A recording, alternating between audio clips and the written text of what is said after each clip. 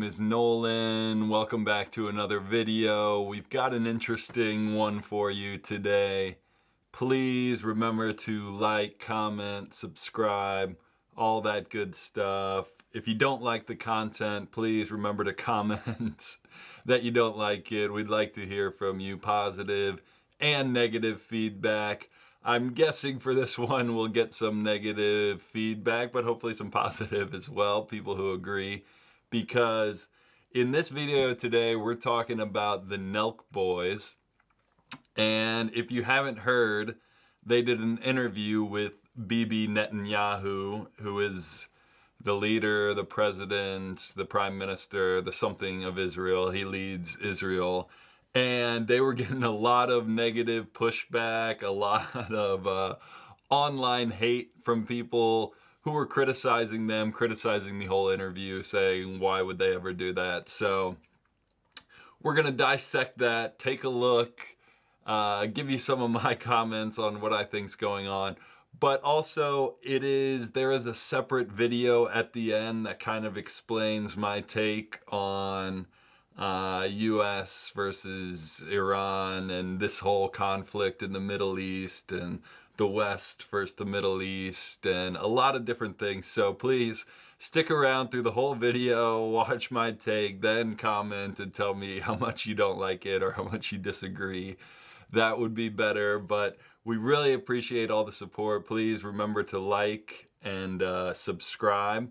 But first, let's go back and talk about who the NELK boys are, just in case you don't know.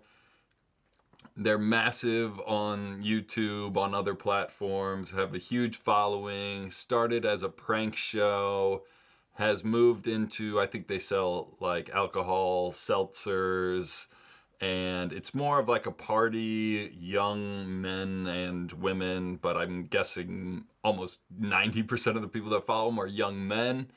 And it's like partying and girls and pranks and trying to be funny. And yeah, I think the NELK boys are funny and good for the internet. So let's take a look at one of the clips from their interview that everyone is down on, so I figured I'd make this video because if someone's getting roasted online and I kind of have their back, then might as well make a video about it. So let's get into the first clip and see what we think.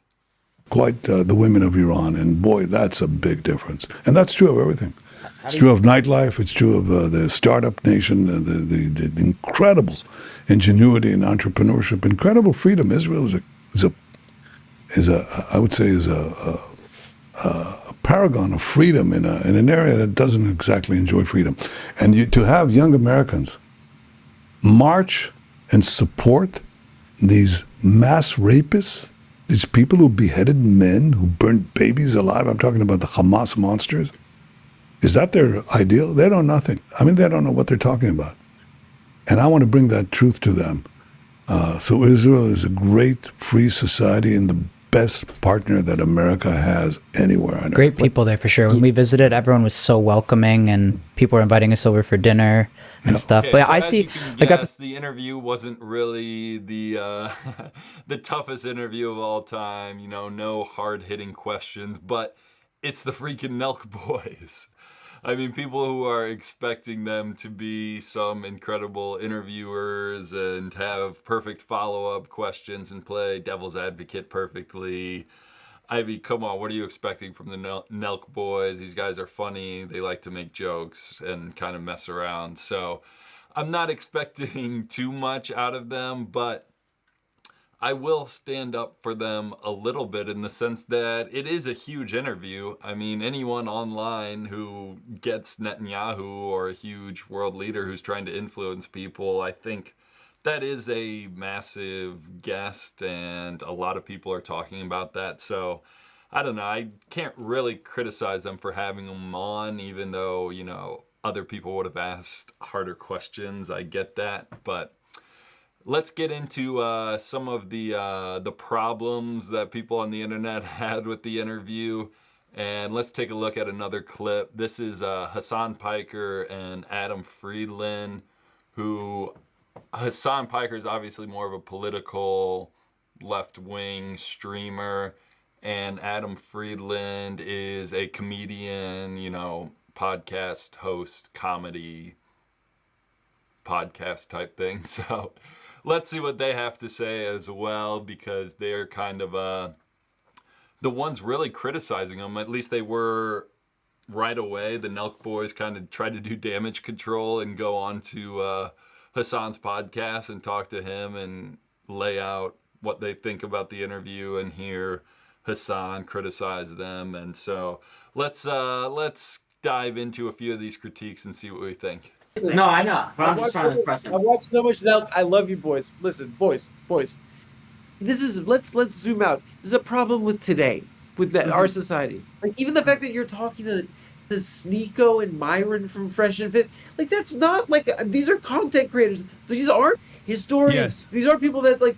These are the fact that like the experts on it's politics and it's war and it's violence. There are people that study this, right? It's just not everything's content, guys. But that's what we're gonna have. They're like they just didn't realize.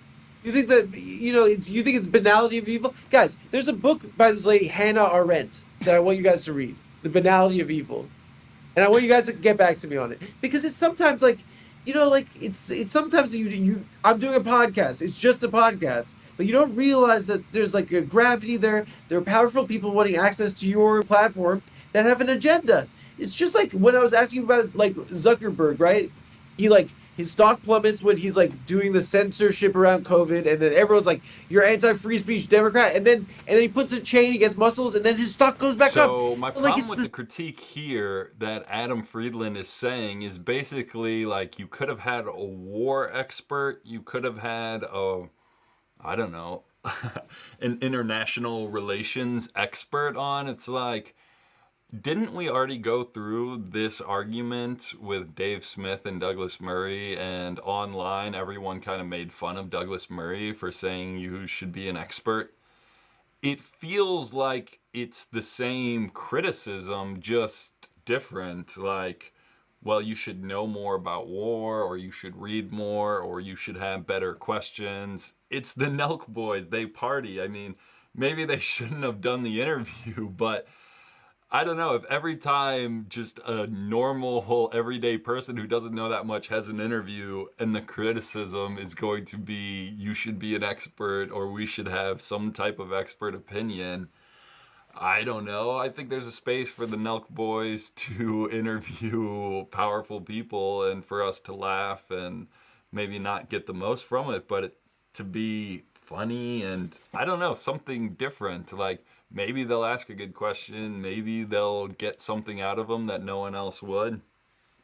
I don't know. The interview wasn't that interesting to me. I only was able to make it through, the first 30 minutes or so between them. But I think they have the right, of course, to interview. And they don't have to be an expert. And they don't have to bring on a war expert. And they can have whoever they want on the podcast. So this criticism falls a little short for me. And I think the other criticism that I've been hearing a lot of that doesn't really resonate with me is the fact that, you're platforming this guy, you're platforming Israel, you're platforming Netanyahu, you're letting him speak. And it's like, yeah, that is kind of the point of having a show where you interview people, is they're going to say their ideas and ideology, and maybe the NELK boys can push back, but maybe they don't. So this criticism, I don't really get that much either, because it's like, yes, you were used by Netanyahu. Okay, yeah, that's the point of having an internet show, is to bring people on and let them use your platform, and hopefully you gain stuff from them as well. But I don't know, I think you could use the same criticism to Hassan Piker. Like, if you go to the Democratic convention and you have your own booth and they want you to record 24/7 and you are so popular and have all these people that follow you, so the Democratic Party wants to use you, isn't that the same thing? Like, of course, these political parties, these political figures want to use you for your audience. use you to get ideas across, use you to for whatever purpose they're going for. So I don't know, just criticizing them and saying, well, you're being used. Of course, like anyone with a show is being used. If you're having guests, if you're getting new people on, like, I don't know, this one didn't make much sense to me to say, well, he's using you, they're trying to get their point of view out. It's like, of course they are. And as Americans, you have to be able to read through that, whether he's got a very serious interview or a relaxed one with the NELK boys where they're talking about nonsense sometimes and only getting into some serious questions every once in a while. I think this is part of being an American, and everyone has their own opinion, from the NELK boys, who actually I think are Canadian, but still, you know, live in America and live in the West, and can spout their own ideology and get their own opinion. I think, I don't know, I just felt like some of the criticisms online didn't really add up for me, so might as well make a video, you know, defending the NELK boys a little bit and offering my opinion. Please watch the rest of the video. I get into, this is an earlier video that actually got taken down from YouTube, but I've cut out some parts, and so I think it's all compliant now. But getting into, yeah, the US versus Iran and the Middle East and Israel, and kind of my thoughts on free speech and what it means to be an American. So it is going to look a little different because these are two separate videos that I'm just going to combine into one and release. So please like, comment, subscribe, do all that stuff. Please follow us. Check out our other videos. Really appreciate it. Thanks. All right, welcome back in, guys, to another video. My name is Nolan, self-described sports guy, but today we're talking about a little bit of a different topic. I know when you see US versus Iran, kind of get nervous, you know, what's really happening. We beat them 1-0 in the World Cup the last time we faced them, but in this video, we're not talking about athletics. That's right, unless you've been under a rock, you know that the US and Iran have kind of had some tense moments, to say the least. So we're going to break it down a little bit. I am a sports guy. This is a sports show, but I think some of the big name sports shows that I like to watch, you know, Colin Cowherd, Bill Simmons, Ryan Russillo, they allude to some political things, but they don't really give their take or make a video and say what they believe, when I kind of wish that they would sometimes. So that's what I'm going to be doing in this video today. I know most of you on the internet are going to hate it. So if you do hate it, please share it, subscribe, comment, let me know how much you dislike it. Or if you like it, please also leave a comment. We really appreciate that. But let's look at the news and what some of the big online shows are saying about the conflict. Think they're going to attack Iran? Yes. Yes, it's a question of when. This side of a US election or after the US election. How close are the Iranians to getting a nuclear weapon? It's more a matter of months than years. Months. We are months away. Unless something can be said or done that interrupts their obvious march towards it. Iran is a very powerful and big country. How does this end? If you think that the head of the snake is Iran, and you really can't solve this problem of the endless war, you have to have America on side, no question about that. The United States needs Israel because Israel is one of the top 3 wealthiest countries in the Asian subcontinent. They have incredible trade and buying power for our weapon systems, our technology, our security interests, right? There's lots of reasons why the United States wants and needs to continue being partnered with Israel. All right, so one of the big stories from this week is that Tucker Carlson interviewed the president of Iran. Tucker Carlson, obviously one of the biggest online influencers, at least on the right, has a huge show, tons of people that watch. So this was interesting. Let's watch a clip from this, and then I kind of will give my perspective and something that I think a lot of people are not talking about when it comes to this story. So Americans are afraid of Iran, and they believe that Iran would like to strike the United States with a nuclear weapon. They see video of Iranians saying death to America, describing our country as the great Satan. What is your opinion of that? Should we be afraid of Iran? I believe that this is a very wrong impression that anybody might have of Iran or the Iranians. I would like to remind you that Iran has never invaded another country in the last 200 years. When they say death to the United States, it doesn't mean death to, they don't mean death to the people of the United States or even to the officials of the United States. They mean death to crimes, death to killing and carnage, death to supporting killing others. In the clip, they're talking about, death to America, and people that say, and other countries that say death to America, and how this scares Americans, and we think that you're going to attack us, or something like this. I don't really think that's the case. I think what's going on is that America is always trying to influence other countries to be more Western, and they have kind of taken the front on this, taken the lead on this, and they will do whatever it takes. So I will admit that I am not the most well-traveled person or most well-read person or anything like this, but I have lived in a few other countries, and I do have my own perspective.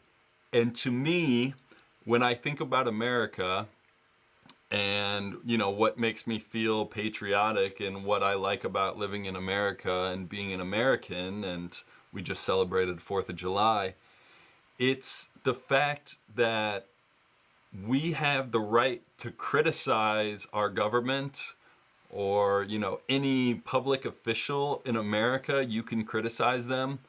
And also, we have the right to criticize any religion or any religious leader.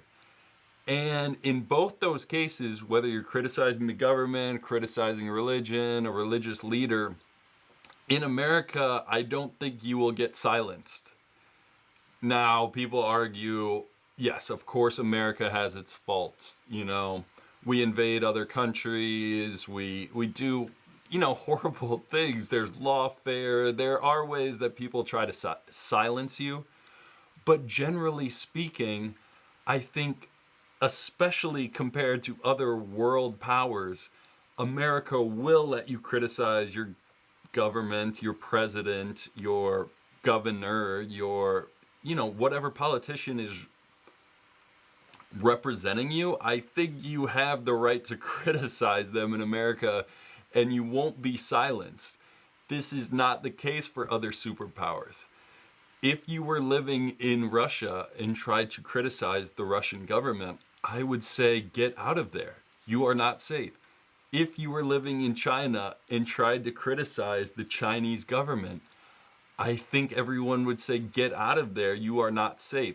Versus if you're living in St. Louis or Austin, Texas or LA, there's thousands. I mean, we laugh. Everyone's got a podcast, from the lowest number of views, like my shows, to millions and millions of views every video that they put out. People are criticizing the president. People are criticizing America. People are saying horrible things about the government, and it's like they're not getting silenced for that. So it's not to say that we have superiority over these people, but it is like, that is our influence. That is what we're trying to spread to the rest of the world, is that you can criticize things. You can have your own belief. Now, going back to Iran, I think this is our issue with Iran. And like I said, I don't know much. I may be way off. But to us as Americans, it seems like if you live in Iran, you cannot criticize the government And you can definitely not criticize every religion or every religious figure. If you do, you will be silenced or killed or murdered or forced to leave or, whatever the word is. At least from what we've been told here in America, like I said, maybe it's a big misunderstanding. Maybe we're all wrong. But it just makes sense that we are going to back the more Western country in almost any fight. Now, of course, Israel is similar to the US and has its faults and does not always live up to that. But I think you have to say that they would like to live in a society where their people can criticize government leaders, can criticize religious leaders, can have their own opinions. And obviously, that is what has made us such a close ally with them, and why we send them money, why we send them weapons, is because we are trying to influence the world to be more Western. And I don't know, I just think that this is absent from a lot of the talk online, and people don't really step back and say, what are the best parts of being in America for being this big of a superpower? We do give people those rights. Now, I know that some of the criticism would be, well, you're just being racist. You're supporting Israel because they're whiter than Iran, and you're saying we're going to back them because of some race thing. But I don't think that's the case, because if you look at other countries, if Russia were to get into a conflict with Japan or Portugal or Spain or, somebody we consider more westernized, we would support Japan, we being the US, would support Japan or Portugal or Spain in any way that we can. And so those are darker countries, for lack of a better word, than Russia. Russia is very white. And still, we would support the other country. Why? Because it's not about race. It's about the idea that we want other countries that are Western. And, what does that mean? You can criticize the government. You can criticize religious figures. So then the other criticism would be, well, we work with Saudi Arabia. But, or other countries like that who are brutal and, whatever. Like I said, I don't know all the details. But to me, it's like they are trying to be more westernized. Cristiano Ronaldo lives in Saudi Arabia with a girl who's not his wife, and they have children together. And, these other countries are trying to be more westernized. They're trying to work with the US. They're at least letting us influence them, for, once again, lack of a better term. And Iran is the complete opposite. They are not willing to do this. They will not budge on this. They believe in what they believe. And you can't criticize the religious figures in Iran. And you can't criticize the government in Iran, because they are both the same. At least from what we understand here in America, I'm open to being totally wrong. So, I don't know. I mean, what do you guys think about this? Let me know in the comments. I think there are some more criticisms. Let's play a video from Kyle Kalinske of Secular Talk, who, this would kind of be the main criticism of what I'm talking about. Let's see what he has to say. Unprivate all of your social media. We're going to read through it. If we see anything we don't like, you're kicked out of the country. What that means is, have you criticized Donald Trump? If you've criticized Trump, you're not allowed in this country. So the goalpost will keep moving. It will keep moving. It went from undocumented immigrant violent criminals to just undocumented immigrants with no criminal records, to legal immigrants, to American citizen criminals, to, oh, you have an opinion we don't like. Let me strip your citizenship. Let me lock you up. Let me send you to the concentration camp in El Salvador. This is mission creep. See, his argument is that Trump is fascist. Trump will silence you. Trump does not allow people to criticize him. Our government does not allow people to criticize them. And I don't think this is accurate. Of course, we fail sometimes. We struggle sometimes. The U.S. is not always perfect. The government is wrong.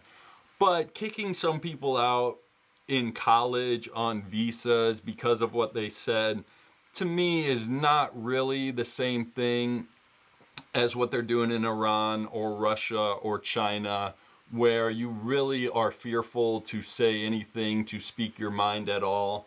I think this is vastly different, but I do want to point out the criticism from the other side and say that in some ways I agree, America is not perfect, but I would also like to say that I am proud of that. I am proud of the fact that America tries to make other countries more westernized. Do we fail? Yes. Should we do it by killing people? Of course not. Should we do wars? Of course not. Everyone in the US, I think it's an 80-20 issue, does not want war. But I think there is something powerful to, if every country in the world had the right to criticize their government and had the right to criticize any religion or religious figures that they wanted to, I think the world would be a dramatically different place. And I don't mean to sound like there's some superiority complex here, but I think America is in the right in this part.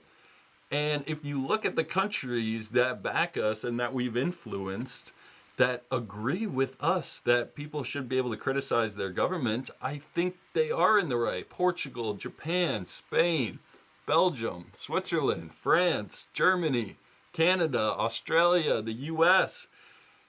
You look at these countries versus the BRICS countries and you're like, if everyone kind of just agreed to the same thing, that you can criticize the government and you can criticize religious figures, I think it would have a powerful impact on the world.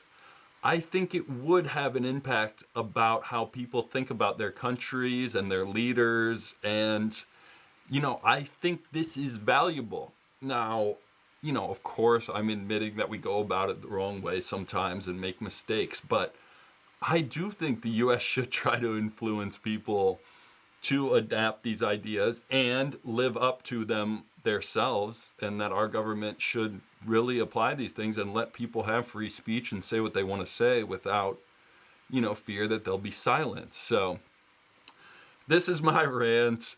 Tomorrow starts the NBA Summer League. We'll get back to some sports topics tomorrow or the next day, whenever the next video is.